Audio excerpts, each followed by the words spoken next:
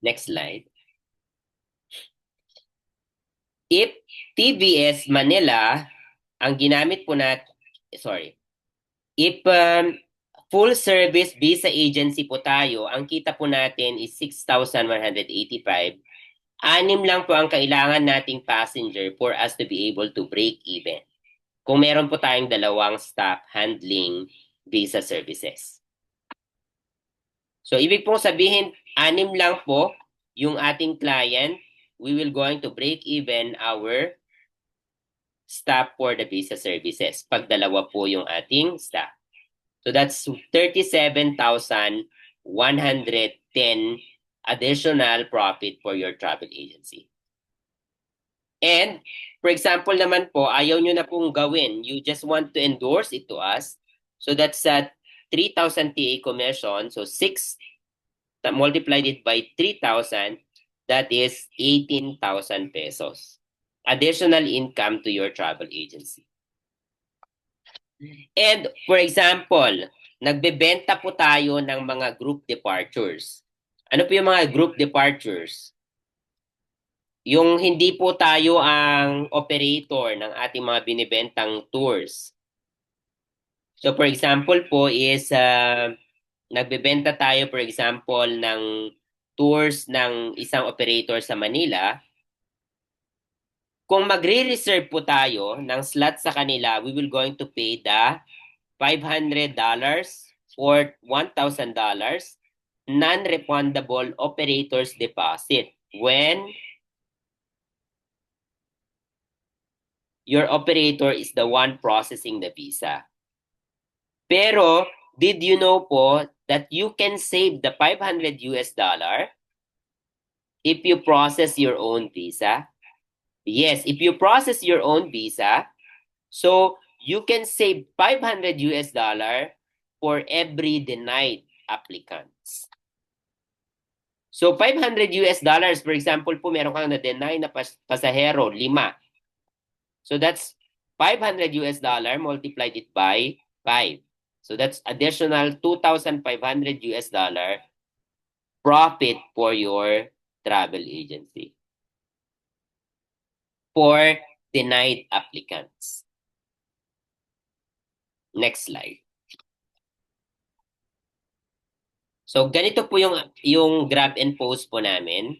So katulad po ng sinabi ko kanina, meron po tayong Classic, meron tayong Plus, and meron tayong Prime for Schengen Visa. Yung price po dito sa taas, inclusive na po yung ating commission na 3,000 pesos. Pero for example po sa lugar po natin ay mas mataas pa ang bentahan, you can ask our marketing team to change the rate accordingly. And meron po dito is nandito na rin po yung flow chart and everything po na kailangan pong malaman ng kliyente natin. Processing length, 10 to 20 working days from the time of complete submission of documents. Duration and validity. So yung nasa duration and validity po natin is ito po yung maximum 5 years validity with a maximum stay of 90 days per entry within any 180-day period subject to embassy approval. So ito pong nandito is ito po yung pinaka maximum na experience na po namin since we are offering the visa services. And of course, I've already discussed this, the visa flow chart. Kahit nakapikit po kayo, dapat memorize nyo po yung visa flow chart. And of course, the inclusions, nandito na rin po yung inclusions.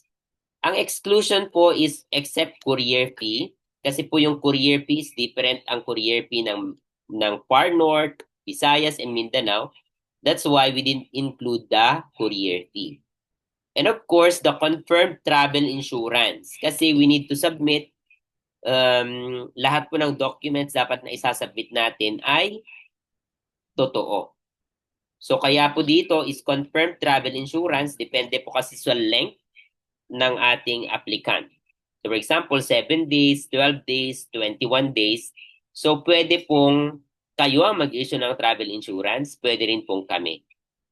And any other fees not mentioned under the inclusions.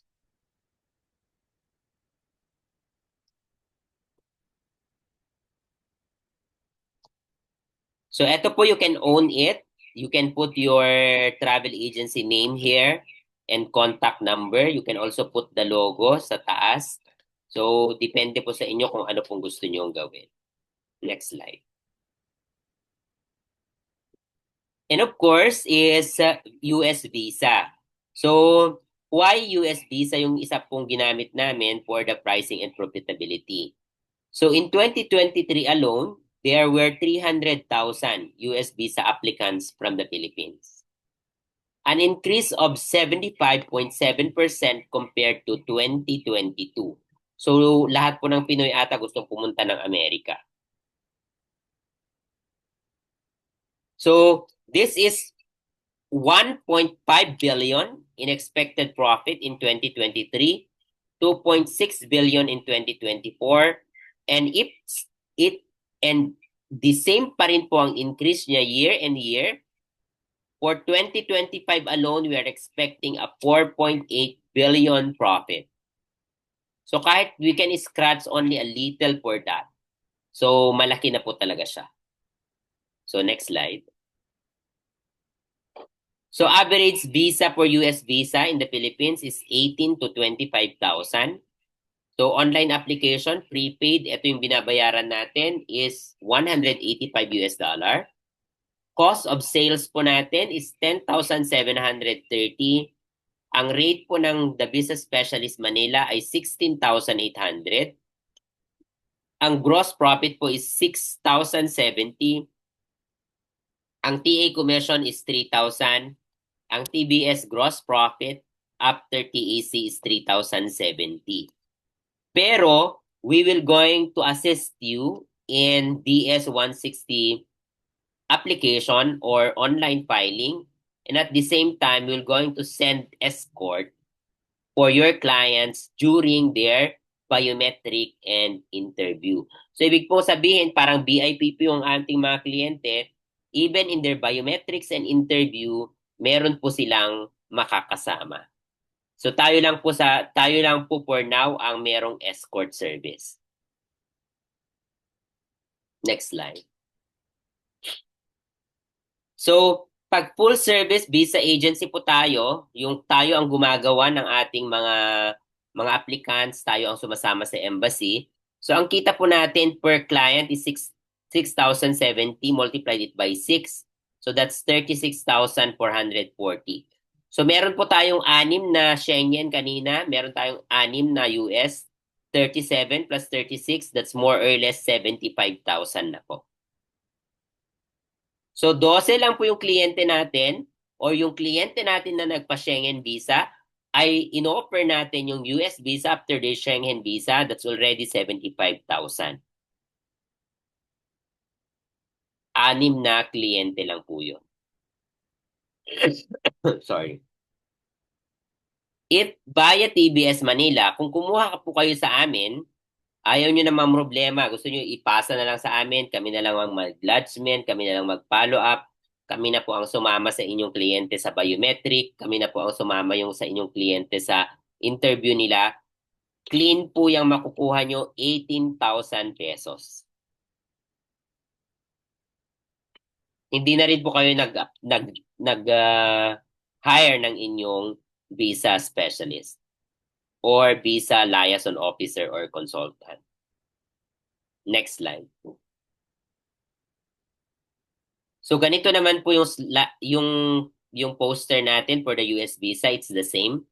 The price is 16,800. So get your United States of America visa approved with visa specialist escort during their biometric and interview. So processing length is 7 working days after interview. So duration and validity 10 years, kadalasan po 10 years, 180 days stay per entry. And of course, the visa flow chart. So diniscuss po natin kanina ito. And of course, the inclusions, exclusions, and you can put your name of your travel agency here and your logo. So next slide. So question and answer po.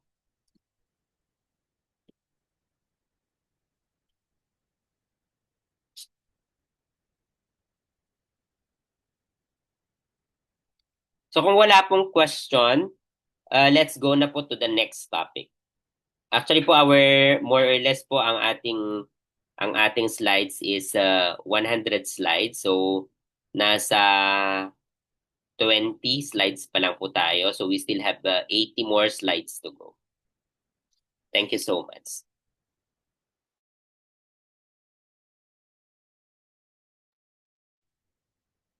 Up next,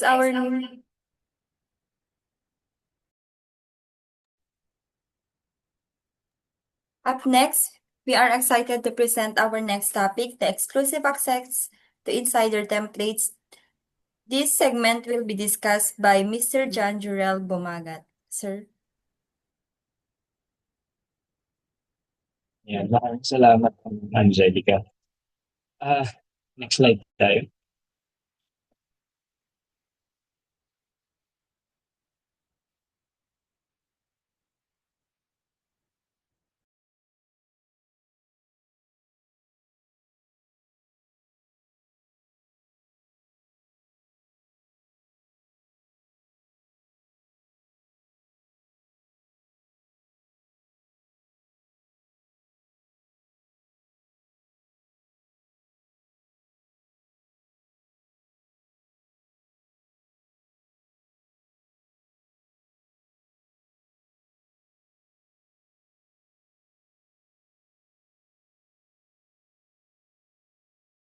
Sir Gerald, nakamute po kayo.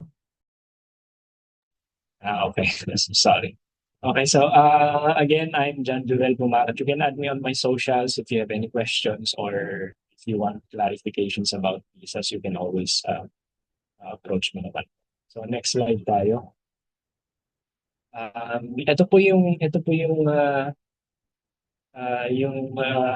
business kit natin for you can actually access these by taking a screenshot or accessing our QR codes. So, ang i-discuss lang po natin this part are the templates. So ano po yung mga templates natin dito? Next slide please. Ayan. Basically yung mga templates po natin dito magagamit ninyo if for example mag-request si client ng examples ng mga templates natin. Nandito na po lahat from cover letters, letter of explanation, of invitation, sponsorship letter, and affidavits that you can actually download and present to a lawyer so that he will have an idea kung ano yung mga details na ilalagay niya at certain affidavit. So bakit po kailangan natin mga letters to expect tayo? Yung ibang letters po natin on this slide, ginawa namin editable. So yung mga letters po natin editable siya. So we have highlighted all of the things that you need to edit para mas mapadali po tayo for the visa processing. So, pwede nyo pong ibigay ito sa client or pwede nyo i-fill out mismo sa inyo if you have the details of the client para po mas mapadali tayo sa application. Ayan. So, you can use our cover letter templates. Basically, that covers all of the documents that will be passed on during this application. So, yun na yung summary natin on the cover letter. You can also use our invitation letter and sponsorship letters. So basically, yung letters po na ito is manggagaling dun sa sponsor or nag-invite sa client natin. So ano po ba yung pagkakaiba nila? Kapag sponsorship po kasi it will be covered by the sponsor. All of the expenses will be covered by the sponsor. So naka-indicate po sa letter natin kung paano natin gagawin yun. And kapag invitation naman, like for example, a friend is just inviting you to accommodate you. So most cases po sa amin is accommodation lang kapag inviting a client mag-apply ng visa. So yun po yung difference natin. We also have a letter of explanation sa templates natin. Basically, what this does is like for example, if you do not have a certain document like ITR kasi hindi ka pa makakapag-provide, you can use the explanation letter to explain why, bakit wala pang wala kang maipo-provide on that certain document. So yun po yung mga letters natin. You can access them. They are editable. And of course, we also have our affidavits. Next slide, please. Ito po yung mga kadalasang affidavit natin na ginagamit for visa application.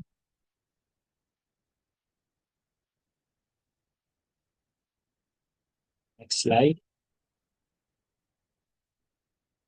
Ayan. So we have the affidavit of support, of consent, of cohabitation, of explanation. So ito po yung mga kadalasang affidavit na ginagawa natin. And these are legal documents kasi if you analyze the application of your client and nakikita mo na on dehado lang na chance of approval, you can provide all of these legal documents. Like for example, yung client mo is hindi pa sila kasal but they have been living together. So you need the legal document for that, which would fall under affidavit of cohabitation. So yun po yung that is the use of that certain affidavit. Kapag affidavit of support naman, if the person you're supporting, like for example, kasama mo mag-travel sa Europe, hindi talaga sufficient yung document ipapasa niya. So you pass an affidavit of support to strengthen the application. Kasi sinasabi na doon that you're capable of supporting the one you're supporting. Yes, basically. That's basically what the affidavit of support is stating. Yung consent naman, like for example, mag-asawa kayo and you have a child. Pero ang magta-travel lang is ikaw tsaka yung bata, may iwan yung tatay or yung nanay. So you need an affidavit of consent. Nagsasabi doon na yung maiiwan na parent is pinapayagan niyang mag-travel yung bata with the other parent. So yun po yung affidavit of consent. As for the affidavit of explanation naman or discrepancy, ito kadalasan ginagamit natin sa mga, for example, yung PSA document mo and yung passport, magkaiba yung pangalan. So, ginagamit natin yung affidavit to state that yung pangalan sa PSA document at yung pangalan sa passport are of the same person. So, yun po. Ito po yung mga kadalasang affidavits na ginagamit natin for travel. There are many more affidavits, pero ito po yung kadalasan. That is why we also provided these affidavits. Example of these affidavits sa templates po na. So we will actually know later just how important these letters are, just how important these affidavits are in our visa application center. But to give you a brief explanation on these letters, para po malaman din ninyo na meron kaming ganito sa drive namin that you can use during the visa application process. So ayun po, yun po yung brief topic natin for the template. So next slide. Kung meron po kayong tanong, you can actually ask them now. Or if you cannot come up with questions now, pwede nyo pong i-hold muna or pwede nyo pong tanungin actually sa chat box natin. Meron pong sasagot sa chat box natin regarding your questions if you have any questions.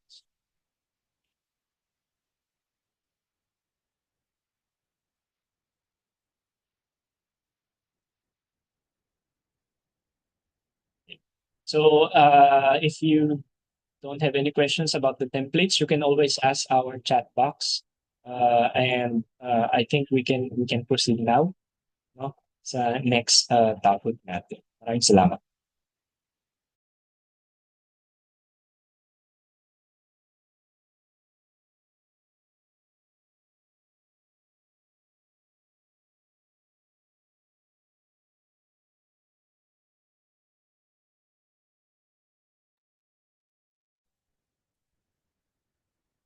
Our next topic is interview coaching to be led by Miss Crisel Joy Agregado. Ma'am.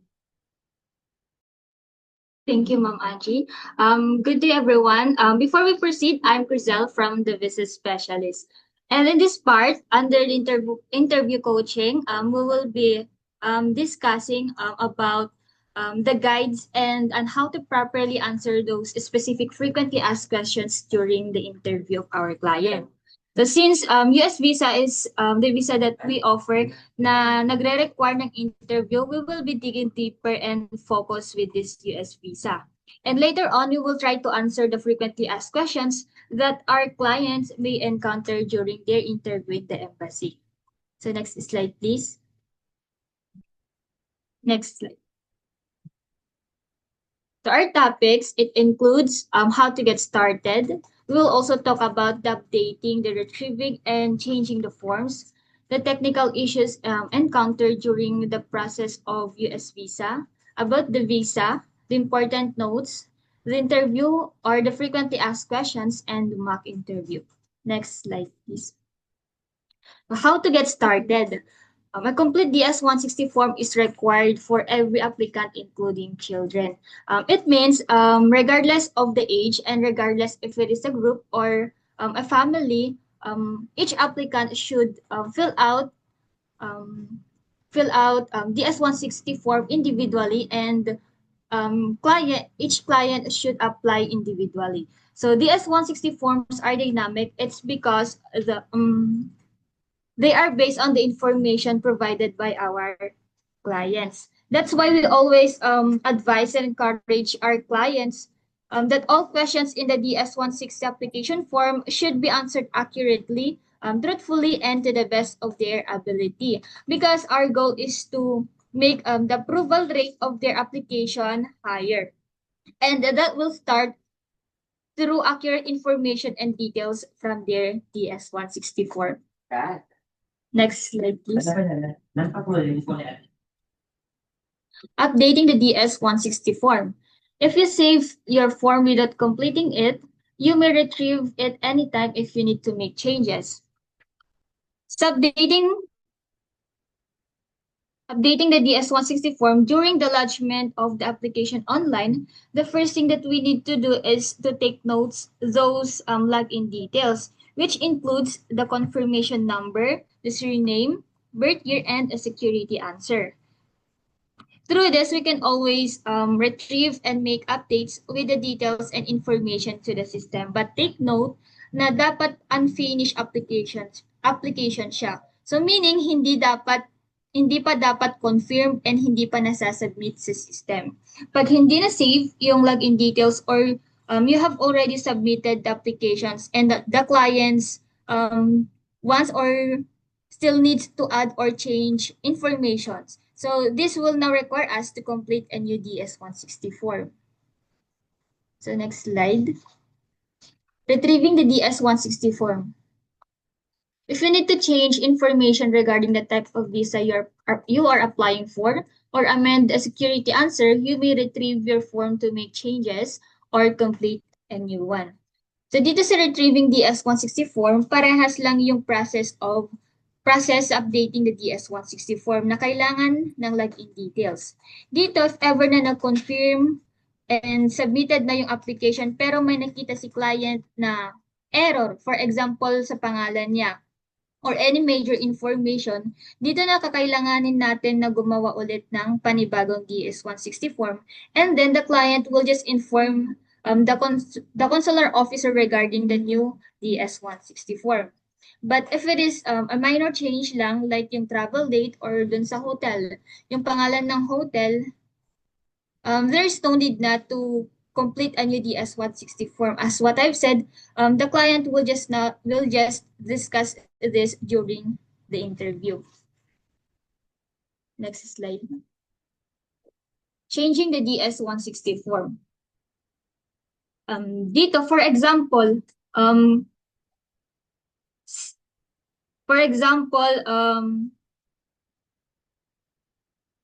may mga client kasi na nagtatanong paano pag nakapag-schedule na ng appointment and gumawa ko ulit ng panibagong DS-160 form. Kakailanganin pa ba ulit na mag-schedule ng appointment for biometrics or interview? And to answer that, hindi na kailangan na mag-schedule ulit ng appointment for biometrics and interview. And then, hindi na rin kailangan ni client na magbayad ulit ng visa fee. Ang kailangan lang gawin ni client is to print the copy and just bring the new confirmation page during the interview. Next slide. Technical issues. So these are some of the technical issues that may encounter during the process of US visa. Photo requirement of the embassy should be strictly followed to avoid delay on the application. So regarding sa photo, ito yung kadalasan na nagiging problema sa online lodging. They are very strict when it comes to quality of the photo. That's why the system tends to reject the photo pag hindi nakapasa sa requirement photo ni embassy. Kaya we always advise our client to submit a clear soft copy or as much as possible studio photo taken pictures to avoid delays for the confirmation of the application. During the scheduling naman, nagko-cause lang ng delay nagko-cause to ng delay pag may mga errors or yung may mga na-input na may mga na-input na errors sa system. For example, the confirmation number. Sometimes na-overlook yung 0 and O. Or yung spelling ng pangalan or nagkamali sa pag-input ng passport details sa system. So pag na-submit and late na natin na-realize yung mistake, kakailanganin na nating mag-email sa embassy. And they usually respond after 24 hours and worst week. So this would cause delay sa process ng application. Sa payment, nagkaka-delay lang naman pag may technical problem sa embassy website. Kasi usually matagal mag-reflect sa system na paid na yung visa, kaya hintayin pa ma-fix yung system to proceed with the next step. Next slide, please. Ito yung sample photo na kailangan ipasa ni client. Next slide. So about the visa, B1, B2 category is the official visa for the business and leisure. So the difference of this is B1 is more focused on the business purposes, while B2 is more focused for tourism, but also for medical treatment. But for us Filipinos, we usually apply for a combination of both, which is the B1, B2 visa. So ano naman yung C1 visa or the transit visa? For example, si client, may layover si client sa US and kailangan niya na mag-exit ng airport to transfer sa ibang terminal. Doon kakailanganin ni client yung C1 visa. And yung restriction ng C1 visa or yung transit visa is hindi pwedeng mamasyal si client doon sa US using the C1 visa. Next slide. Important notes. You will be asked to provide information on your proposed travel plans. So dito, tatanungin si client about their proposed travel plan. So dapat alam ni client kung ano yung nasa travel itinerary niya. So kung ano yung nasa travel itinerary niya, dapat yun din ang sasagot pag tinanong ni consular officer. So dito, hindi required si client na mag-book ng confirmed flights or accommodations or any activities because the issuance of visa is not guaranteed. Ang may tutulong lang natin is to increase the percentage of approval higher. So we do not guarantee, pero of course we make sure na mataas yung percentage of approval rate ng visa application ni client.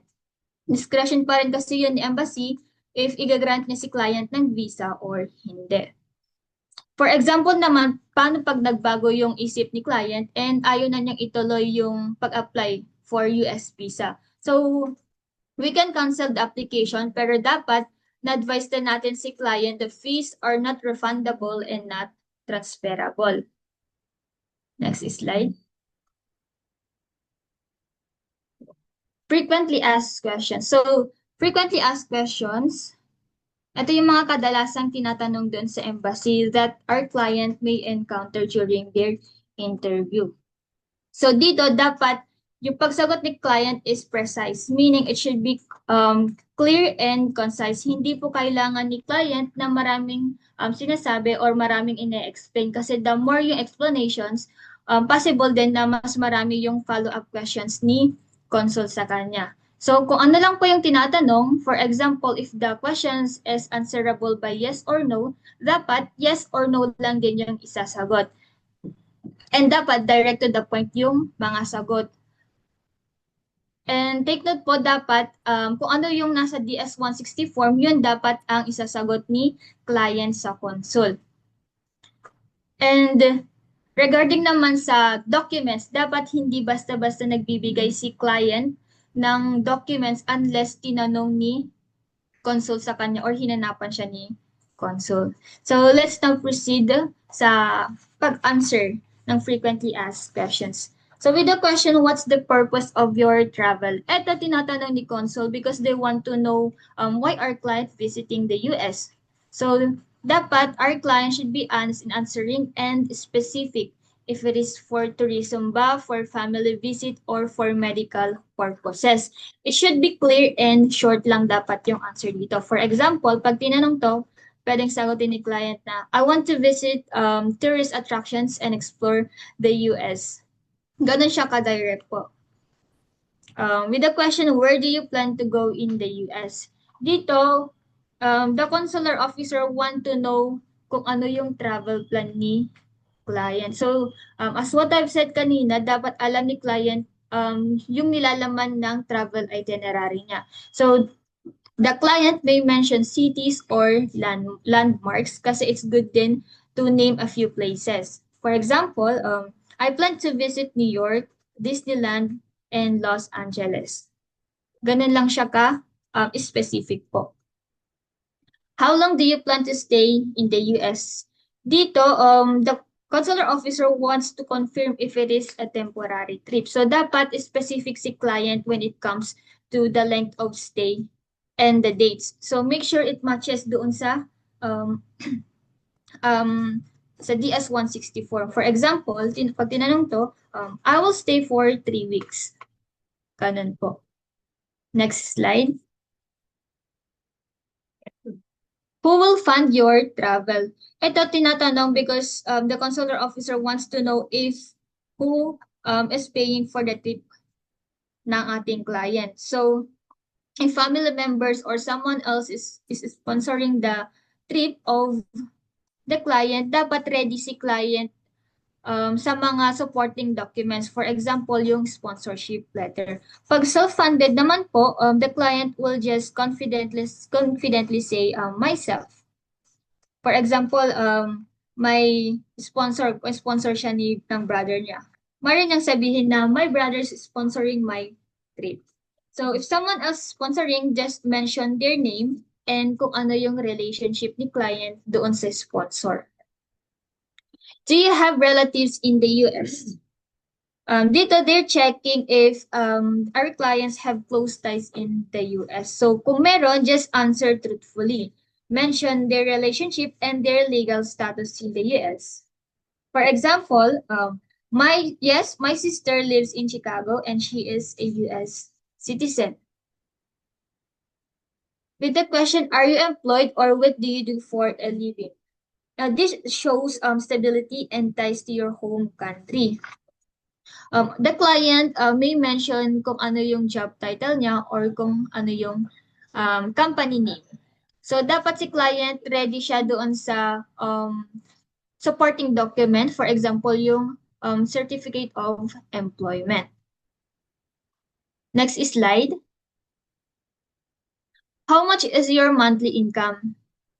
Dito, the consular officer wants to see if the client can afford the trip. So just be honest and consistent with your documents. Kung ano yung monthly income ni client and kung ano yung na-declare doon sa DS-160, yun dapat ang sasabihin ni client. Have you traveled to other countries? So, if the client have travel experience, just briefly mention the countries they've visited. So this indicate that our client likely to follow the immigration rules. So if not, the client will just say it's their first international trip. For example po, yes, I've been to Japan and Singapore. Or pag wala naman po, no, this is my first trip abroad.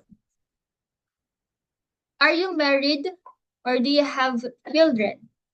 This checks the client's family ties here in the Philippines. So just be honest. If yes, mention who will stay behind. For example naman, yes, I'm married and have 2 children. They will stay at home while I travel. Next slide. Mock interview. Yung mock interview naman ay ginagawa to prepare and guide the clients before their appointment schedule. Para pagdating nila sa embassy, alam na nila kung ano yung sasabihin nila and alam nila kung ano yung i-expect nila. So through this mock interview, it helps the clients to boost their confidence na sumagot at humarap doon sa embassy. So yung mock interview ay ginagawa 1 week before the scheduled appointment. So every Wednesday and Saturday morning lang po.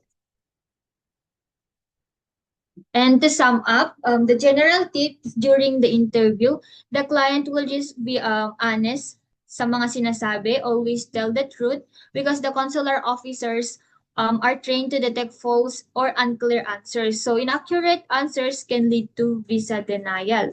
The client should be confident and calm, speak clearly and politely. So they should keep their answer short and clear. Don't over-explain or give unnecessary details. Just answer what is being asked and should be direct to the point yung mga sagot. So regarding naman sa dress code, wala namang specific na dress code ang nire-require ni embassy. But the client should dress clean and presentable as this gives a good first impression sa consular officer. Next slide. So that concludes under the interview coaching. The floor is now open for question and answer.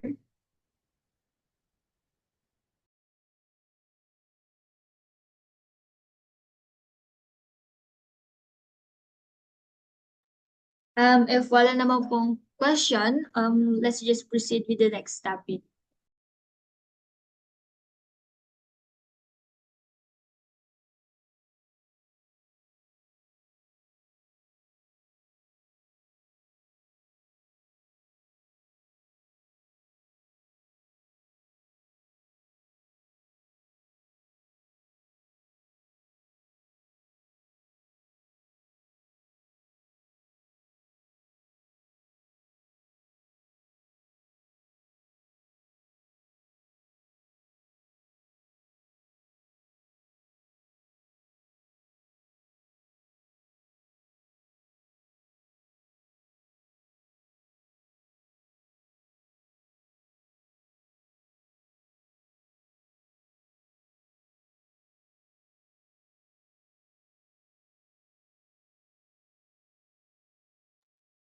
Yan. Maraming salamat Ma'am Crisel for your presentation on the US visa orientation. So, ngayon naman po, we will discuss two very important topics simultaneously kasi these are crucial po no, on our visa application. So, the next topic would be visa rejection rescue plan. So, ano yung mga gagawin natin, no?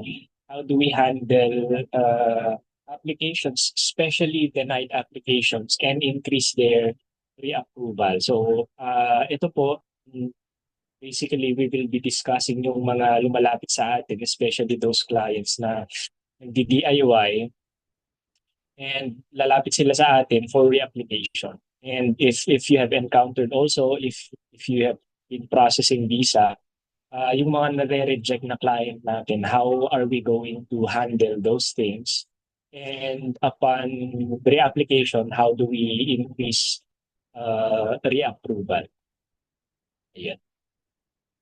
So the first thing we need to do, no, for our rescue plan, and this is one of the most important thing. In fact, this is the most important thing on on the visa reapplication law is to analyze the application. So for example, may lumapit sa atin na client na nag-DIY, tapos gusto niyang i-process ulit yung application niya for visa. Usually kasi ang unang iniisip natin is, okay, we need to proceed.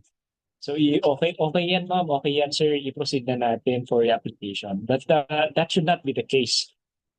We need to analyze the application first kung bakit ba na-reject yung application niya nung nag-apply siya.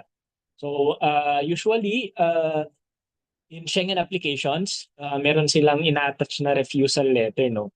So doon pa lang makikita na natin kung ano yung rason kung bakit na-reject yung application ng client natin. Same with US visa, no? May binibigay silang red or blue blue refusal letter. So malalaman natin din doon. Although those most of the time those rejection letters are general, so general and generic. Kaya minsan hindi natin nalalaman yung specific reason, no. Pero it's still important kasi it gives us an idea bakit na-reject yung application. Like for example, for Schengen, it would indicate doon that the purpose of stay was not clear or there is an insufficient proof of intention to return. So those kinds of things. So we need to look for inconsistencies, no?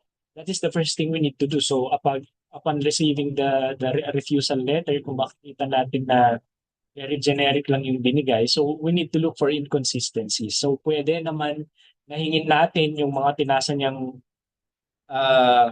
documents noon, or pwede nating tanungin kung ano yung mga documents na pinasa niya so that we can come up with a solution, no? So we need to look for inconsistencies between forms. Baka naman hindi pare-parehas yung dates na in-input sa application, hindi siya parehas sa itinerary, hindi siya parehas sa flight details.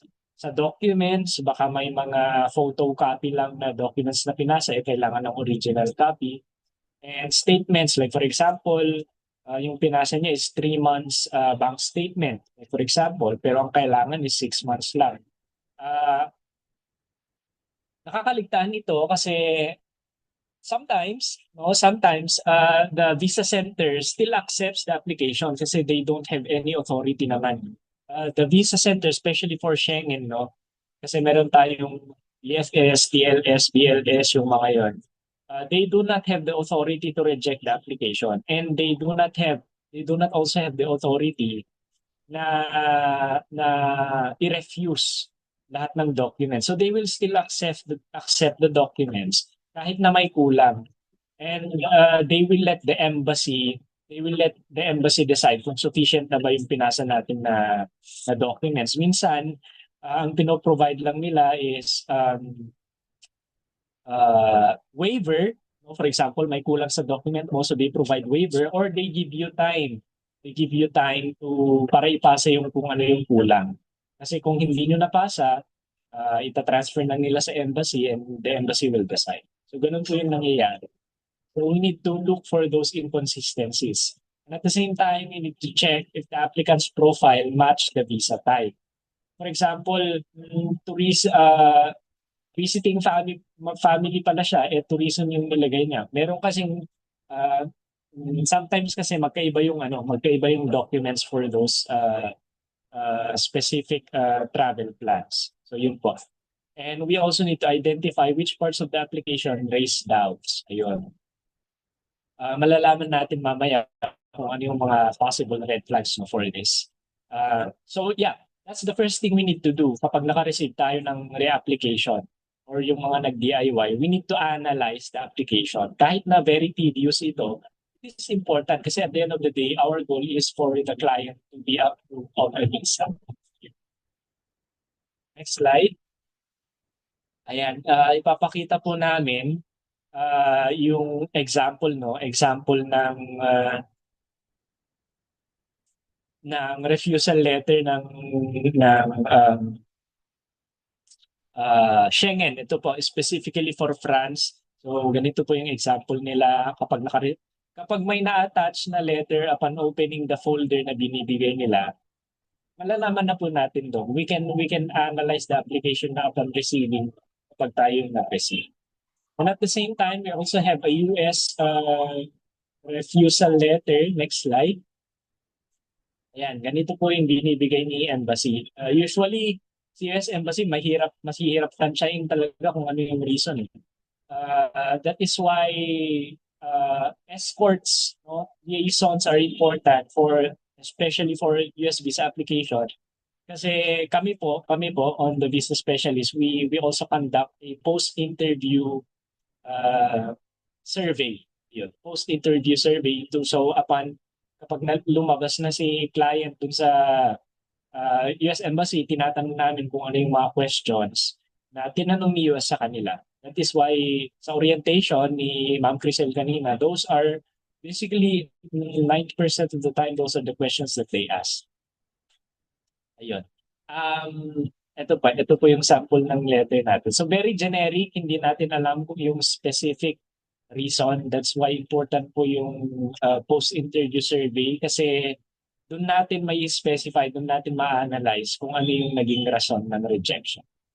Next slide. Ayan. And the next thing that we should do upon analyzing the application is to pin down the reasons for rejection. So we need to categorize the issues. Purpose of travel ba yung naging rason? So we need to categorize all of those documents na naka-indicate yung purpose of travel natin. Kung inline ba sila lahat together. Kung finances naman, we need to categorize them. Magkaiba ba yung nasa bank certificate, saka yung nasa bank statement. Ayun. Proof of ties ba? So yung mga PSA documents ba natin, may original ba tayo? Yung mga pinrovide natin na land titles, totoo ba? And we also have credibility. So it is very important that once we analyze those applications, no, we need to categorize para mas mapadali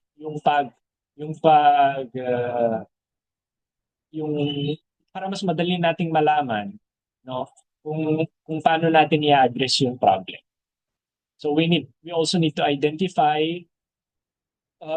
if there are missing documents or weak documents that cause the refusal. So para malaman natin on how to strengthen those. Like for example, yung bank certificate natin, laman lang ang ADB lang is 40,000.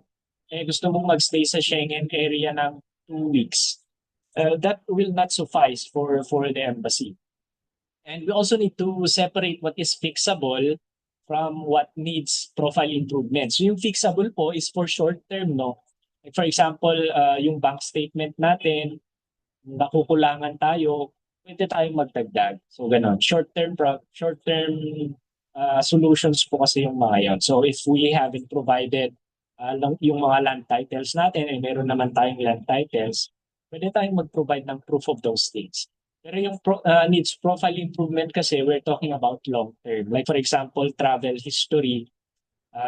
Kung mag-a-apply ka ng US visa, tapos wala ka pang travel history, and that is one of the reasons for rejection, hindi po kasi short-term, we cannot solve that in a short period. So kailangan natin ng long-term, like for example, mag-travel ka muna ng Thailand for this particular month, September, and then mag-travel ka ulit ng Japan in December, and then after that, mag-travel ka ng Korea next year on April, ganun. So long-term po kasi siya, hindi pwede na sa September lang makakapag-travel ka na ng 10 countries. That's possible maybe, but it's not probable. And it's not advisable. So upon analyzing, we need to pin down the reasons for rejection. And then, after that, pwede na po tayong mag-build ng recovery plan. Yun. Next slide tayo. So ano yung gagawin natin for the recovery plan? So we need to make a checklist now what to add, what to revise, or what to replace. So since na pin down na natin, no, since we have already categorized the issues, so makakagawa na tayo ng checklist. Ano ba yung dapat nating i-add? Ano ba yung i-re-revise natin? Ano ba yung kailangan na palitan in the next submission para mapataas yung reapplication natin. So we also need to focus on correcting weak areas, travel purpose, yung proof of ties. Kung iisa lang yung proof of ties natin noon, can provide all of those things na financial capacity. Ayun.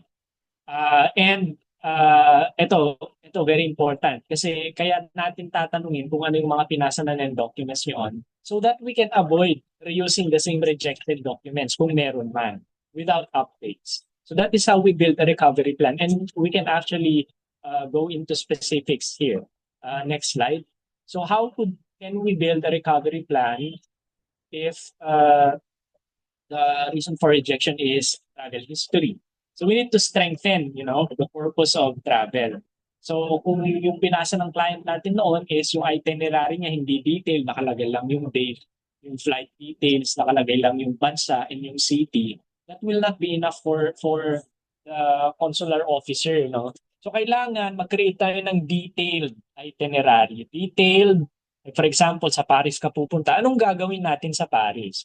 So pwede mo sabihin doon that you will visit the Eiffel Tower. So basically, ganun ka-detailed dapat yung itinerary natin. And dapat date match siya. Like for example, yung flight mo, makakarating ka doon October 10. Yung nasa itinerary mo, October 11. So hindi na parehas yon. So it needs to be matched. And it needs to support the declared purpose. Kung tourism yung purpose natin, tourism lang dapat. Although we can put addendum naman sa application natin kung meron pa tayong ibang gagawin doon. Basically, it needs to be matched lahat-lahat ng natin, purpose of travel natin. Add flight and hotel confirmations or event registrations. Ito, dapat confirmed yung hotel natin and we should have flights na reserved. Hindi pwede na, like for example, nag-screenshot lang tayo, pumunta tayo sa Philippine Airlines website, nag-screenshot lang tayo ng flights and in-attach natin dun sa application.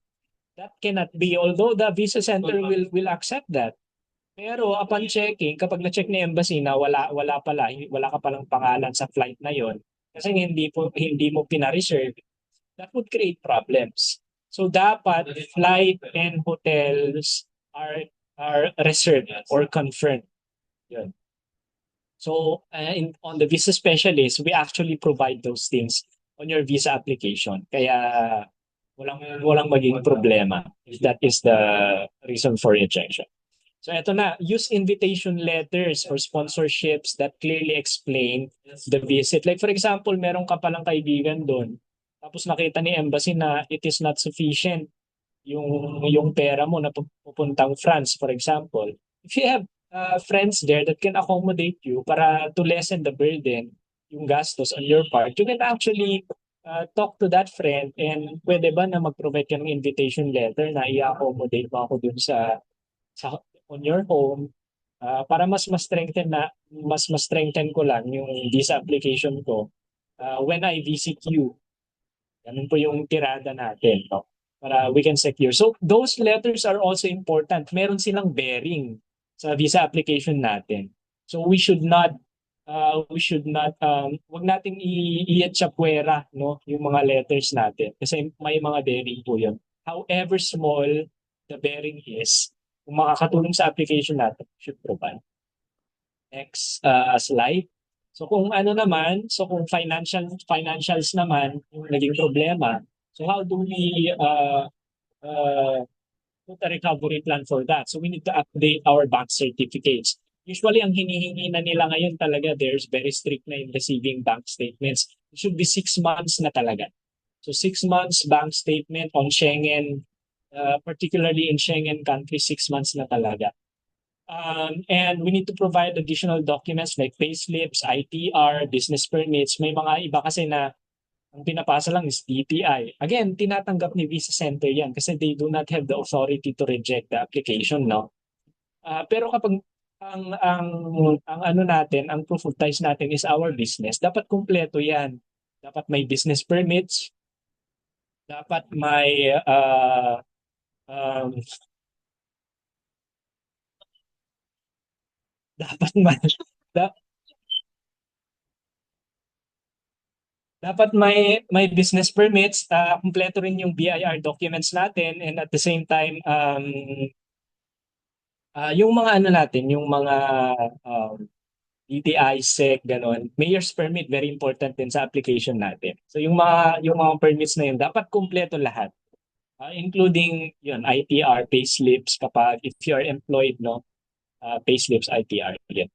If sponsored, include affidavit, ito na, yung affidavit of support. Very important po yan, may bearing din po yan. And sponsors financial records. So kapag sponsored ka, uh, you can actually attach the financial records of your sponsor sa application mo. At the same time, if you have, kung may sarili ka pang, kung may sarili ka ding financial records, you can attach that. So, kahit konti lang, like for example, 100,000, no? And you see that it won't be enough for your 3 weeks travel sa Europe. So you can ask your sponsor to provide to strengthen the visa application. Next slide tayo. Ayun, improve travel history first. Kung mag-a-apply ka ng US visa or Schengen visa na wala kang history ng travel kahit sa country, that could raise questions, no? Like for example, si US ngayon, no, na may announcement siya na for visa, magaan na sila ng ban for visa. So bakit nila ginawa 'yon? Bakit nga ba ginawa ni US 'yon sa Pilipinas, one of the countries? Kasi nga mataas yung ano natin for illegal immigrants. So yun. So it's very important talaga yung travel history kasi nagpapakita doon na frequent traveler ka, na kung pupunta ka sa bansa namin, like for example France, kung pupunta ka sa France, hindi ka mag-overstay doon kasi you're a frequent traveler. Magta-travel ka lang talaga as tourist. Yun. So if you don't have any travel history yet, we suggest that you travel on ASEAN countries muna, kasi they don't require naman visa. So kapag nakapag-travel na kayo sa ASEAN countries, you can proceed with visa-friendly countries like Japan or South Korea. Avoid overstay. So aside from travel history, we need to avoid overstays or gaps in travel history, no? Yun nga, we need to build a positive record kapag magta-travel tayo kasi hindi naman sapat na nag-travel ka lang on many countries. Dapat meron kang positive records on those countries also. So you need to keep all past visa stamps, entry, exit records organized as proof. So pinoprovide dapat ng client natin yan. May mga instances kasi na nakakalimutan natin. Pero dapat may photocopy tayo lahat ng visa stamps, past visas. So that is one way that we can prove to the embassy na meron talaga tayong travel history. Ayun, next slide. Of course, reapplication timing is also important. So don't reapply immediately without new evidence or profile improvements. So sabi natin kanina, profile improvement takes long kasi for long term siya. So kung yun yung problema natin, huwag tayong mag-reapply agad. So we need to wait at least 1 to 3 months to gather updated documents or show stronger ties. For Schengen, meron kasing option to appeal, pero that would take our application probably 6 months to a year kapag magre-reappeal tayo for Schengen. So, reapplication timing is also very important. So, kung short term lang, so pwede tayo mag-apply after 2 months siguro kung short term lang. 2 months or 3 months, okay na. Pero kapag profile improvement yung kailangan for long term, we suggest na longer than what is provided. Yeah. And of course, next slide, you need to consult us, the visa specialist, no? So you can learn from our smart, experienced staff, guide your clients through the recovery process. So kung may mga tanong kayo, may mga na-encounter kayo na ganito yung problema, you can actually approach us for guidance. And not only that, sa amin kasi dito sa visa specialist, hindi lang kami umaasa no sa experience namin. So we also work with professional partners like lawyers, doctors, and industry experts to strengthen every case.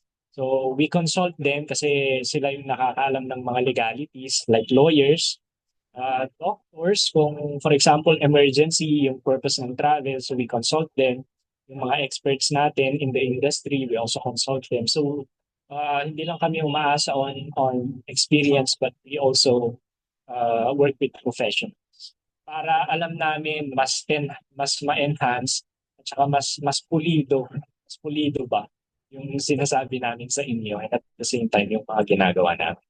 So trust the visa specialist to turn a refusal into a winning application with tailored strategies. Again, we do not guarantee 100% approval, but makakaasa po kayo na we will do 100% no, on our part to strengthen or to make this application mas mataas yung approval natin. So yun po yung magagawa ni the visa.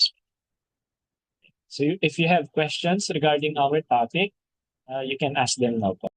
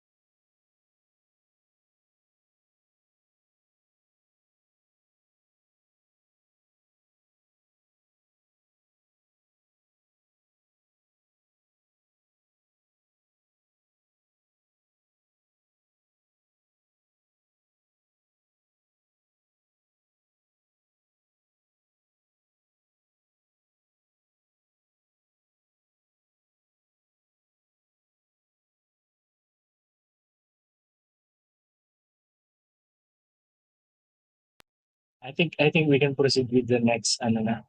So if you have questions po, you can put it in our chat box.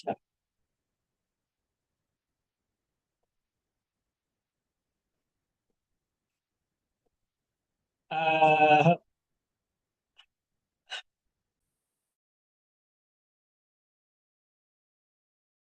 Ayan, so actually we can proceed now with the real case studies, no?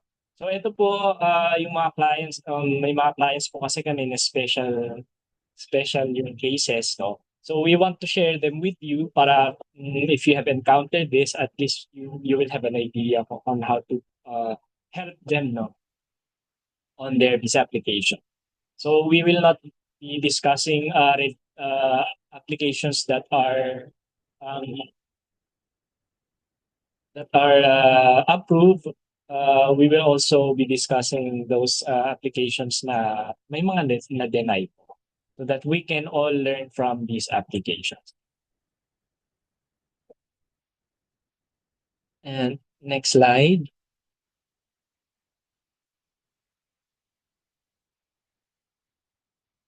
Ayan. So yung case number 1 po natin is US Tourist Visa, approved expedited appointment clients with pending petition for immigrant visa.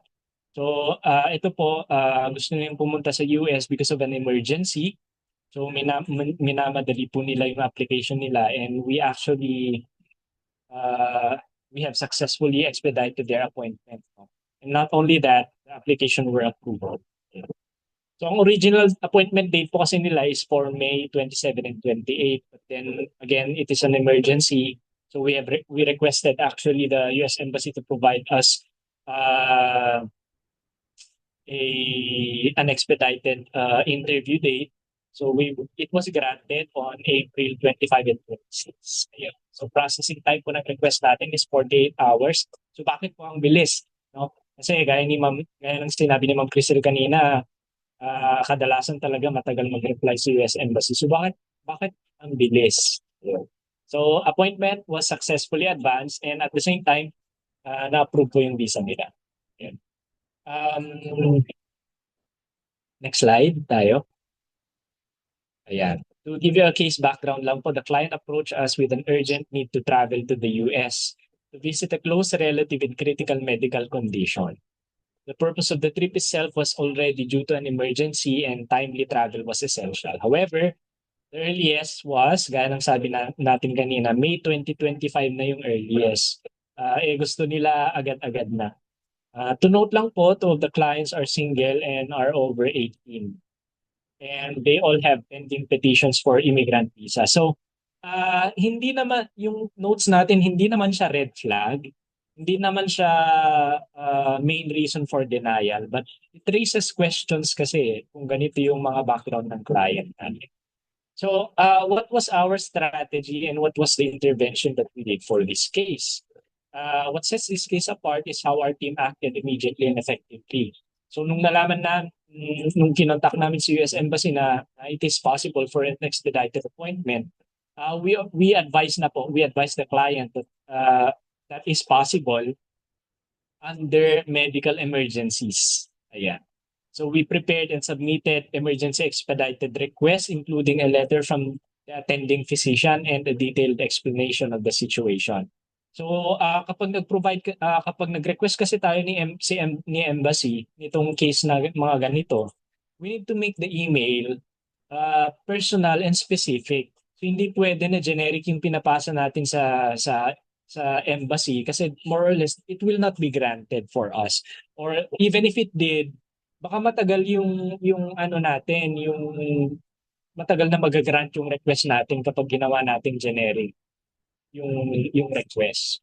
So it needs to be personalized and specific. Personalized, in this case, nilagay natin sa request kung ano yung background, kung ano yung relationship ng client natin dun sa i-visit nila sa US. So we have provided that. Specific in the sense na we did not only say na kailangan nila kasi nga emergency. So sinabi rin namin na kailangan nila kasi ganito yung sakit niya. So sinabi namin specific yung sakit. Sinabi namin kung saan hospital. At the same time, we provided a letter from the attending physician. So that is how specific we went on that application. And also a detailed explanation of the situation. Bakit po importante yung detailed explanation? Yun nga po, we need to make it personalized and specific. Yan. Para po kapag binasa na ni US Embassy yung request natin, doon na natin malalaman na doon na nila malalaman na okay, emergency talaga to based on the facts that was presented. So within 48 hours, the application was granted. Next slide. Ayan. So the result was the client successfully attended the interview on the expedited date. The visa was approved actually, 10-year multiple siya. So wala siyang annotation, hindi sinabi ni embassy yung specific na reason for travel kasi minsan may mga ganun silang sinasabi kasi. So sa annotation, pwede naman nilang ilagay na you will visit the United States on this specific purpose. So pwede kasing ganun yung sasabihin. But they were granted a 10-year multiple, which was very good for us. Yeah. The client was able to make immediate travel arrangements. So nasa America na po sila ngayon for their travel. So this is especially notable because in many similar cases, the US Embassy may issue a limited validity visa. So nilalagyan nila ng annotation, valid only for a few months, at most 6 months, ganun po. And strictly for the stated purpose. Next slide. Key takeaways, ayun mga key takeaways natin for this case. Personalized and specific requests make the difference. So kailangan personalized, kailangan specific. Hindi si ChatGPT yung gumawa, hindi generalize yung paggawa, but it needs to be personalized and it needs to be specific. Many applicants don't realize they can expedite for medical reasons. For medical reasons po, we can actually request for expedited appointment. Speed and strategy are crucial. Hindi lang po dapat mabilis yung proseso. Dapat it is also strategized. Bakit? hindi naman ano na okay ipasa na natin maurada na. So we also need to strategize what we do para mas mabilis yung approval nila for our request. So not all expedited appointments and or requests are approved kasi nga minsan generic. And to add to this, not all expedited appointments are issued with visa. So for example, na-expedite natin yung appointment tapos sinabi nyo sa client nyo na okay na yan ma'am, guaranteed na yung visa kasi grant tayo ng expedited appointment. So alam kasi nila na emergency na kaya more or less i-grant na kayo ng visa. Wag po nating sabihin yon. Kasi kahit na po expedited yung appointment, meron pa rin nare-reject yung visa. Next slide tayo. Ayun. So, ito po yung sample ng US visa natin. So, yung number 1, kung saan po yung visa na issue. Yung number 2 po, hindi po ito yung visa number natin. Tatandaan po natin. Control number po ito, used to track visa. So, hindi po yan yung visa number natin. Number 3, ito naman yung visa type natin. Visa type is R, which means regular. And yung visa class natin is B1, B2. Ito po yung visa number natin sa number 4. Yun po yung red. Yung red yung tint. Yung red yung tint. Tsaka may star. Minsan may star sa tabi. So yun po yung visa natin nakalagay sa baba. Number 5, ito po yung annotation. Gaya ng sabi natin kanina, dyan po naka-indicate kung ang ano lang is ang granted travel lang is for specific travel. And of course, the number of entries. So, it's possible na ang ilalagay lang dyan. Most of the time, kapag may annotation is 1 or 2. Pero kapag 10-year na kasi, sure na multiple din yun ibibigay niyo. So, next slide.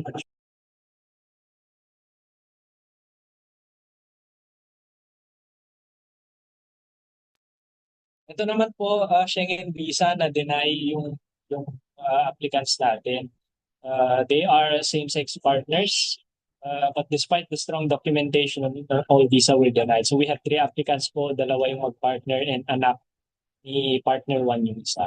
So to give you a background of this, a same-sex couple applied for a Schengen tourist visa along with the child of partner 1. Partner 1, the main sponsor, submitted complete financial and travel documents for all 3 applicants. Partner 2, who had no bank account, provided photos of her assets, specifically gold jewelries. The couple was not legally married, so we have provided an affidavit of cohabitation. So dito na papasok yung mga affidavit natin. Since upon assessment, we noticed that it was weak. The application was weak kasi nga hindi sila kasal. Kasi nga hindi naman legal yung same-sex marriage dito sa Pilipinas. So we have provided an affidavit of cohabitation instead, indicating na they are partners for a long time na and yun po yung provide natin. So despite their thorough submission and clear travel intent, the embassy denied all 3 applications. Okay. Next slide. Ayun. So ano ba yung mga red flags, naging red flags ng application na to? Number 1, they are not legally married. Ayun. And embassies are strict about recognizing legal familial ties, particularly when minors are in. So, hindi naman siya reason for rejection, no? Hindi naman siya main reason for rejection. But the fact that they are not legally married it raised questions. Pero upon assessment po, we think that the reason for rejection talaga is partner 2 did not have a bank account. So again, we need to note this na kahit sponsored ka, if you can provide additional documents, especially financial documents, if you're applying for Schengen visa, dapat i-provide po natin. Kahit na maliit lang yung laman, akala natin maliit lang yung laman. Nakakatulong kasi yan, may bearing pa rin yan. Since partner 2 had no bank account, it indicated kasi na partner 2 is financially unstable. Ayun. Kasi nga hindi liquid yung pera niya. Nung tinanong kasi namin siya kung bakit wala siyang bank account, accounts, ang sinabi niya sa amin is hindi siya naniniwala. Hindi ko alam kung paano hindi siya naniniwala, but that was the reason why. So, since we are not able to provide bank documents, ang ginawa na lang namin, nag-provide kami ng explanation letter. Again, very important. And at the same time, other assets. So, pinicturan na lang namin lahat ng assets niya. Wala rin kasi siyang land titles and all. Pero meron siyang mga investments. Kaso nga lang, it's very hard to prove those investments kasi hindi siya papel. Hindi siya nakapapel. Walang proof talaga. Legal. Again, it all falls down to legal. So ang nangyari, partner 1 provided all the financial support for all 3 application. While this may be sufficient in some cases, the defendants must still show ties and reason for it.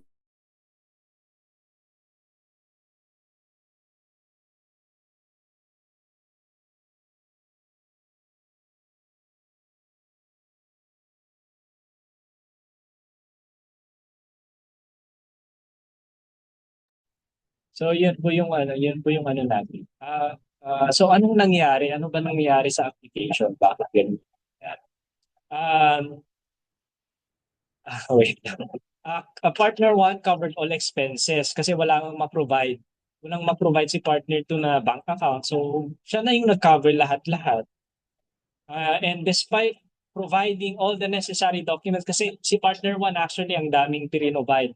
So pre-provide niya lahat ng business permits, business documents, financial documents, lahat ng bank accounts. But again, bakit ganon?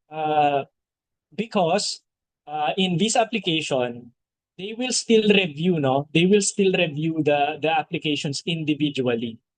Kaya very important na mag-provide pa rin tayo kahit na sponsor tayo ng sarili nating documents kasi they will review all those applications individually pa rin. So that is what happened. Next slide. So in hindsight, ang better approach sana dito is for partner 1 and the child. Sana sila yung naunang nag-apply.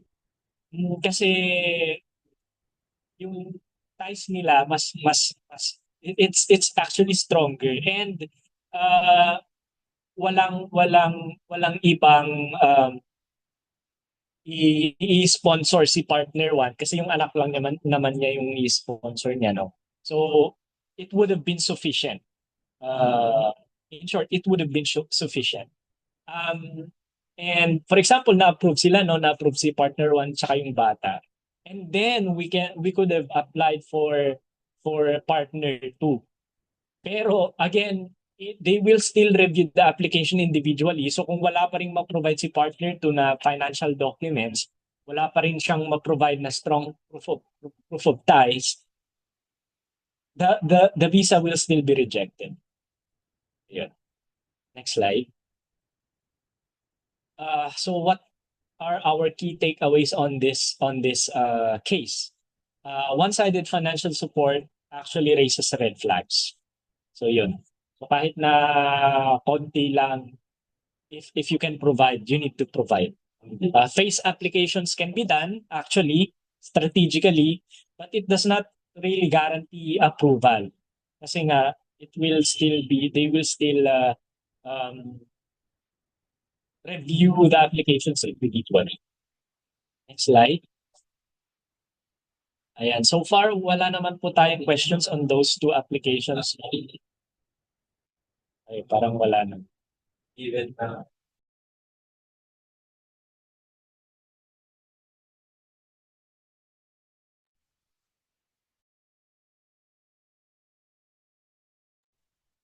okay.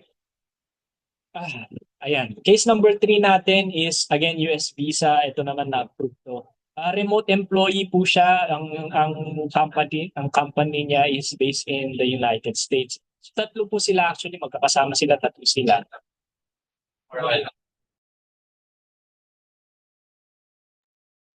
And single lahat sila. 2 applicants were denied and 1 applicant was approved. So bakit na-approve yung isa and yung 2 kasama niya hindi sila na-approve?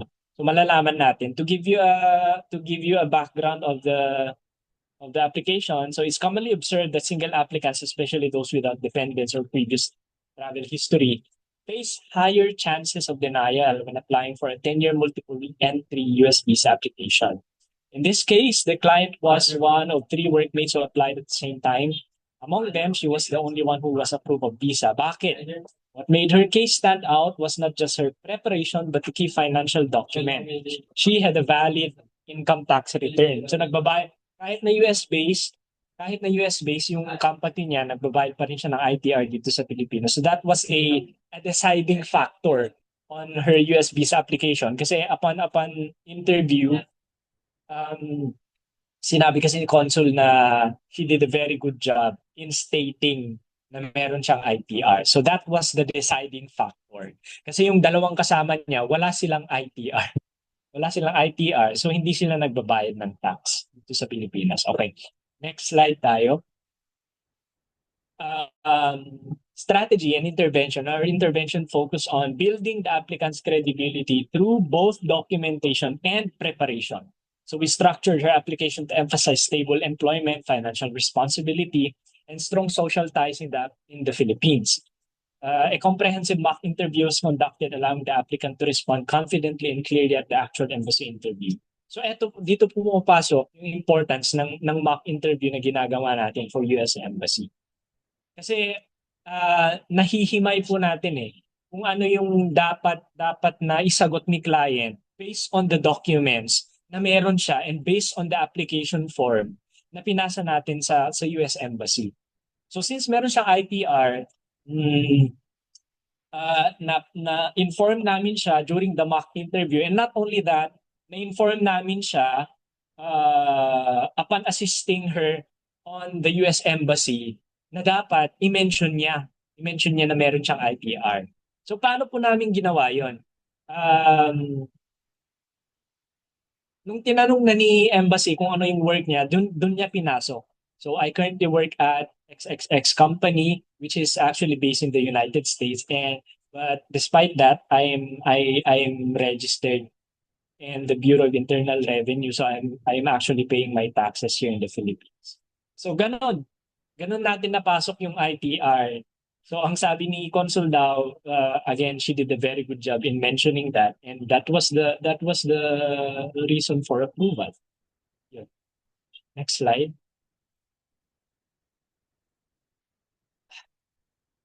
Next slide tayo. Ayun. So what was the result? The client was the only one among 3 applicants who received a 10-year multiple visa. The 2 workmates who applied without professional help, at the same time walang ITR, na-deny sila. This case shows how strategic preparation and even one key document like an ITR can tip scales in your favor. So dapat strategic preparation po, kaya tayo may mock interview, kaya natin sinasamahan si client during biometrics and during interview para po mawala yung nervyos nila kasi minsan nine-nervyos sila. And at the same time, para masabi natin sa kanila yung pwede nilang gawin on their application. Ayun. Next slide. So what are our key takeaways? Having a valid ITR can set you apart. So alam natin hindi naman hinihingi ni US yung mga documents natin. So paano natin yun ipapasok during the interview? That's why meron tayong mock. Strategic preparation makes a tangible difference, and professional guidance, again, can influence the outcome. So masaya po kami na na-approve siya for a 10-year multiple. So, and she's single and she's in her 20s. Kaya, yun. We were very happy with that application. Next slide. Case study number 4. Ito na-deny na naman, Schengen visa. Due to incomplete family biometric attendance and sponsorship application. So 5 sila, 3 sila na family members. Yung isa is nanay nung isang applicant dun sa 3. So they are both medical doctors. 2 silang medical doctors. And their helper, their yaya, na mag-aalaga dun sa bata. So all 5 applications were denied. Pinasok natin sa Italian Embassy. So bakit sila na-deny? To give you a brief background, 5 applicants, including the father, who is a businessman, the mother, who is a medical doctor, the child, the grandmother, who is also a medical doctor, and the helper, applied together for a Schengen visa. The father meets their original family biometrics. So, sa initial biometrics, dapat 5 sila, pero 4 na lang silang nag-proceed kasi nga, yung father is, this was during election period kasi general manager. Ano siya, campaign manager kasi si father, kaya hindi siya yeah. Both sponsored, the grandmother and helper, both sponsored by the mother, were processed first. So dahil nahuli si tatay sa biometrics, hinold nila yung application nung nanay at saka nung bata. Ang problema kasi doon, si nanay, siya yung sponsor ni grandma at saka yung helper. Eh nauna yung grandma at saka nung helper yung application nila, nauna na sa embassy. So that is, yun pa lang na nangyari, red flag na yun. No? Next slide. Ayun, incomplete family biometric attendance. Yun yung naging red flag. And sequencing issues in visa processing, red flag din yun kasi mas nauna yung kay grandmother tsaka sa helper. Tapos nahuli yung tatlo. The mismatch in biometrics and submission sequence could have complicated background checks. Kasi not only this, pinaiba rin kasi ni Visa Center yung itinerary na ni tatay kasi nahuli na siya. So not only na nauna si helper tsaka si grandmother yung application nila, not only na nahuli yung tatlo, and at the same time, magkakaiba na sila ng travel dates, magkakaiba na sila ng itinerary. So that nag-compile na lahat ng red flags, kaya na-reject yung application nila. Next slide.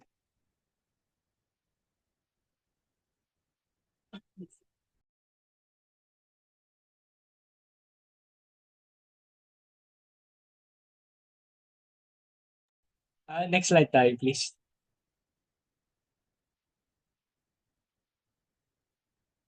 Yun. May technical problems lang tayo sa ano. Can you sino ba yung host natin? Pwede bang gawin akong co-host na lang para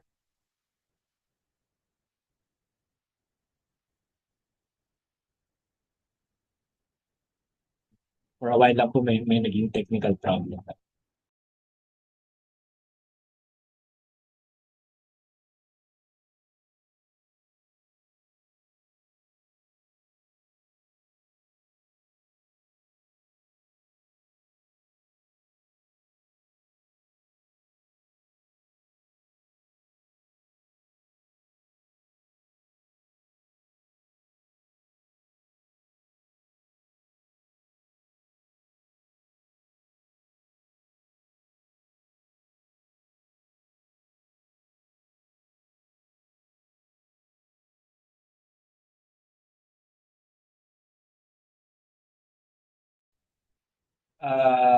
Ayun, so incomplete, next slide, yeah.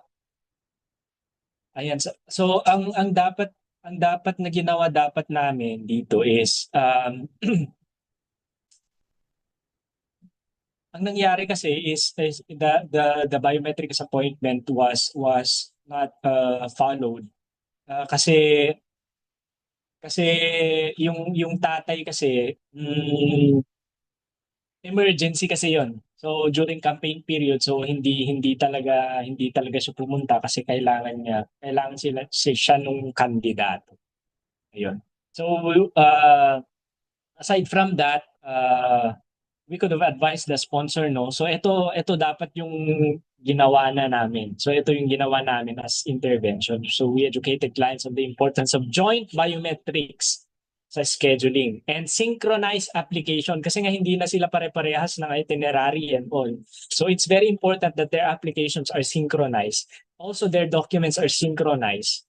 Kasi nga iisa lang yun eh. Iisa lang sila, magta-travel lang sila as one group.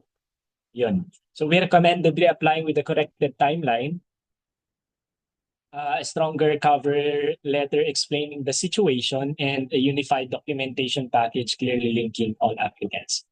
Okay. Next slide tayo. Um, Next slide. Ayun, the result, na-deny silang lahat, but this serve as a critical lesson for all of us, no? In coordinating group applications and maintaining consistency in visa time. The repeat application with improved documentation and proper scheduling speed. So yun po yung nag-result na. So ano yung mga key takeaways natin dito? No? Um, Group applications must be synchronized. Dapat sabay-sabay lahat sila. So in the event na maka-encounter kayo ng ganitong application na hindi pinayagan ni Visa Center na magsabay-sabay na because merong hindi naka-biometrics, you need to pull out na lang the application. Bakit mas maganda yung i-pull out na lang yung application? Kasi kapag na-deny silang lahat, mas malaking gastos na yon. Eh ang gastos lang naman natin kapag pinull out natin is yung babayaran natin for the biometrics application. So it's cheaper than kung magbabayad na naman tayo ng visa application, lahat na i-adjust natin lahat, magbabayad tayo ng reserve ticket and all. Kasi na-deny na yung client. So it must be synchronized. Sponsor should lead or submit simultaneously. So dapat mauna si sponsor. Dito kasi sa case na to, nahuli na siya. And consistency in documentation is crucial for group travel. Those are our key takeaways for this case. Yeah. Next slide. Ayan. So if you have any questions po regarding our real cases, you can ask them now po for if you want clarifications, if you have similar situations, similar cases, and if you want to share how you address those cases, pwede po. So if you have questions po, or if hindi nyo ma-compose yung question ninyo, you can do it in our chat box.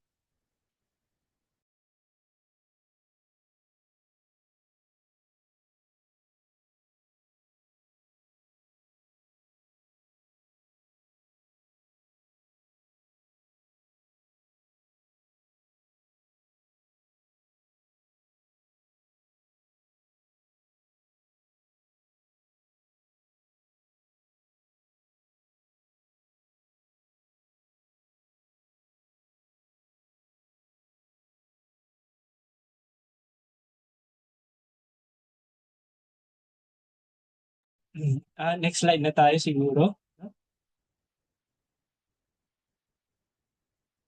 Ayun. So, eto na, we will discuss na our Visa Business Starter Kit. These are tools and resources to launch or scale your visa processing service. Ayan. Next slide. So again,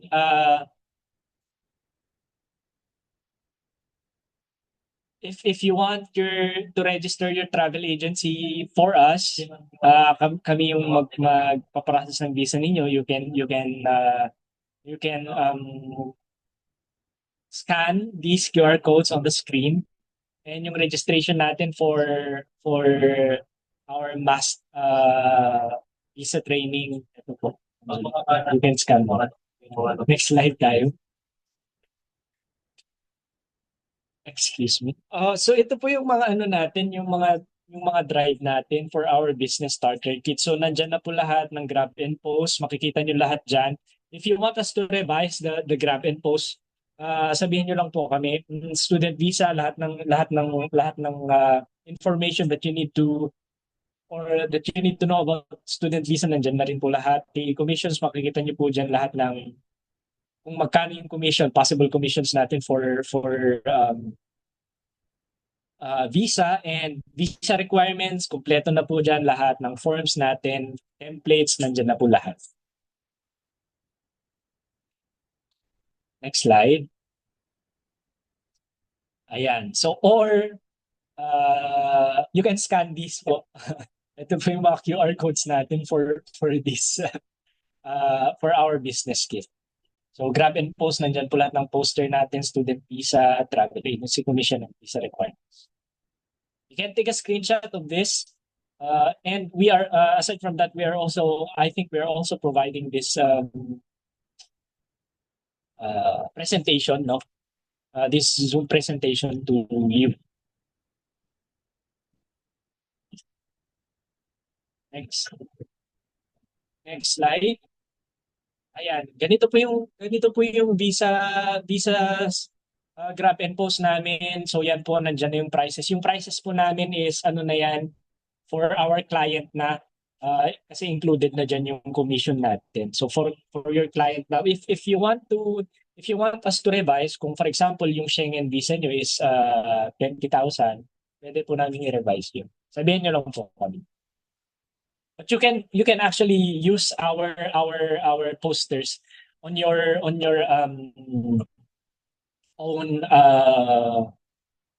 website or on your own accounts sa social media. Yun. Next slide. Ito naman po yung student visa namin. So for Canada, we have 80,000 and 55,000 for Australian student visa. And good news po, we are actually opening na US student visa soon. Actually, we have already opened our US student visa. So for the details po, we are finalizing na lang for the details, and we will include it on our tribe. Next slide.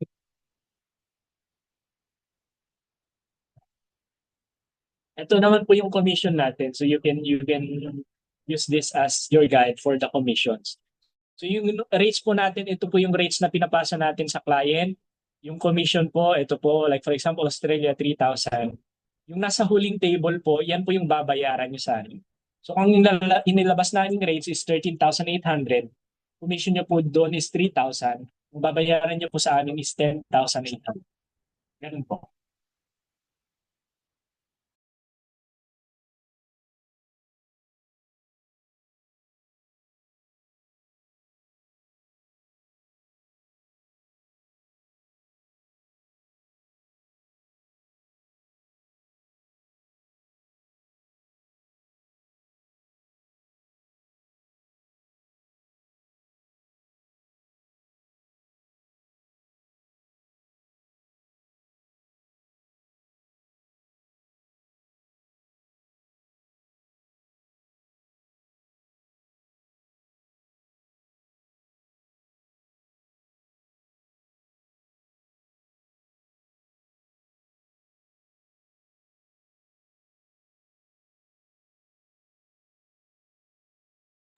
Next slide tayo, next slide.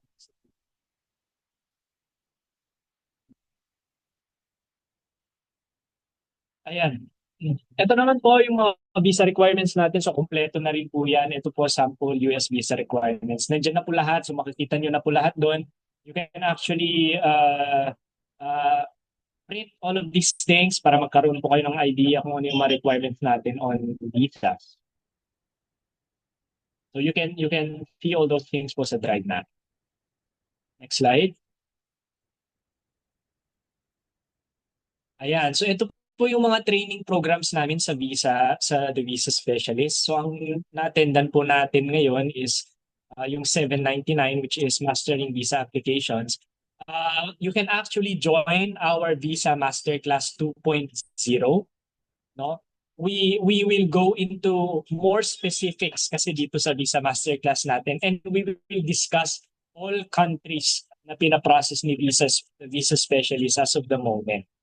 So dito po, we will delve deeper kung paano natin ginagawa yung processing ng visa. Basically, if you want to train an employee of yours na mag-handle ng visa, pwede po kayong mag-join sa Visa Masterclass namin para po meron kayong officer na mag-handle na ng visa ninyo. So hindi na po kayo mahihirapan. So kung in the future gusto nyo na hindi na lumapit sa TVS for visa applications, you can let your employees join po our Visa Masterclass para po ma-educate sila on not only on the processes but also on the tips and tricks of how we process visa dito sa TVS on all countries po. We will cover all countries na merong visa. So yun po yung kagandahan nito. And for travel agency organizations, yung mga nag-join po sa amin ngayon, Meron po kaming discount for that. Next slide. Actually, meron po kaming discount for that. Ayan, 30% off po kami for Visa Masterclass Premium. So ang dates po natin for Visa Masterclass is September 6, 13, 27, 20 and 27, and October 4 and 11. So very ano po ito, very specific, very extensive, very intensive training, no? Para po magkaroon kayo ng magaling na visa officer. So aside from this, meron po tayong graduation for this in Manila Hotel.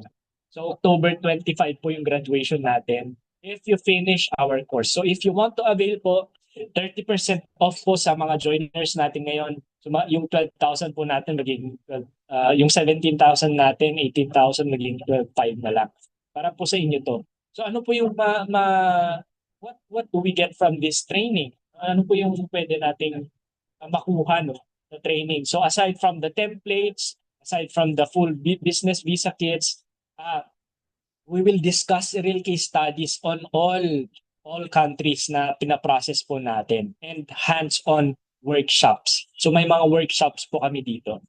Compliance pack, we can also discuss on taxes, on BIR, on HR contracts kasi kailangan din po ninyo ito. Although not directly, but you will be needing this indirectly on your visa processes. And 50% off on major services like airline reservation, hotel reservation, and visa escort if you join our Visa Masterclass. Ito po ay 7 Saturdays mentorship plus one-on-one coaching.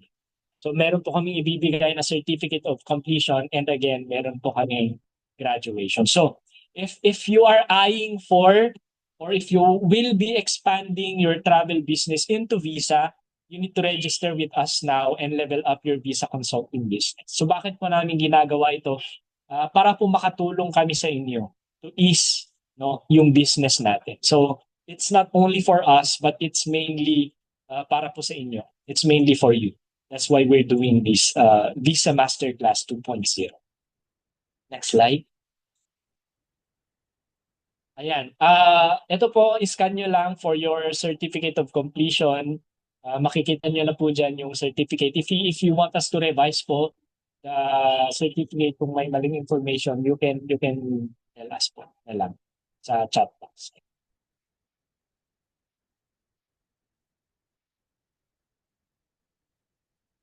Okay? Next na tayo. Parang pwede na tayo on the next. Ayan. So, pwede po ba na mag-open tayo sa glit ng camera para po may documentation tayo on this training? Ayan. So mag-open po tayo ng camera lahat para po may documentation tayo. Sino yung Sir Brian? Ikaw na yung okay.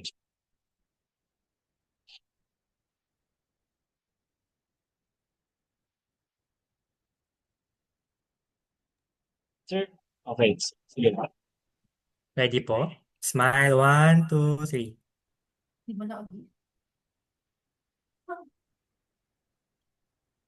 Okay. Yan. Maraming salamat. Maraming salamat po. Maraming salamat. Next slide tayo. May slide pa ata tayo.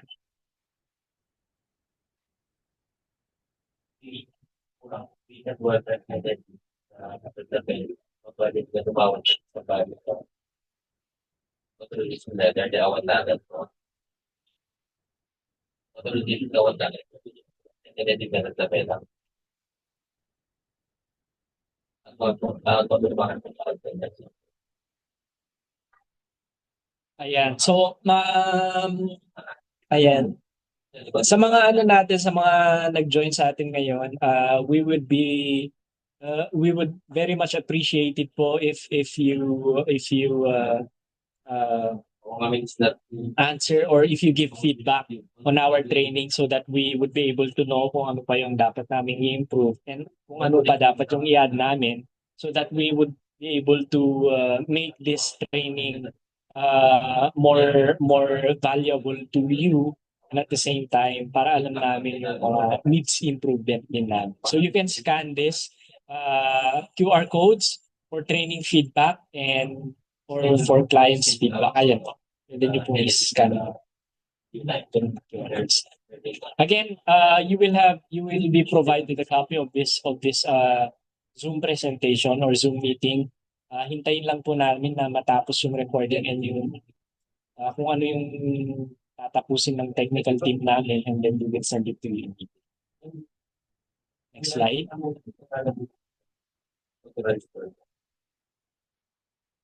Wala na. Ayan. Sa mga nag-join po sa amin, maraming salamat po for joining with us today. I hope that you have learned something valuable po, no, sa training natin, and at the same time, we hope that we will be able to see you on our Visa Masterclass, because we will dissect on how visa processing really works para po hindi tayo mahirapan sa process. So maraming salamat po on behalf of the visa specialist. We thank you very much for your time that you have allotted for us, and at the same time, we thank you for your presence para sa araw na yan.